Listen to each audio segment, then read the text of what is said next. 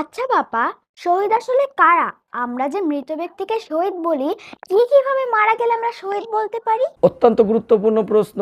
শহীদ কারা, কিভাবে মারা গেলে শহীদ হয়, আর কারা শহীদ হতে পারে না, এই ব্যাপারটা জানতে গেলে আমাদের আগে দেখতে হবে আল্লাহ তাআলা নিজেকেই বলছেন আমি সবার উপরে শহীদ, শহীদ হিসেবে আমি যথেষ্ট। তাহলে শহীদ শব্দের অর্থ কি? শহীদ শব্দের অর্থ হলো সাক্ষী। তার মানে আল্লাহ বলছেন আমি সবার উপরে সাক্ষী, আবার বলছেন আমি সাক্ষী হিসেবেই যথেষ্ট।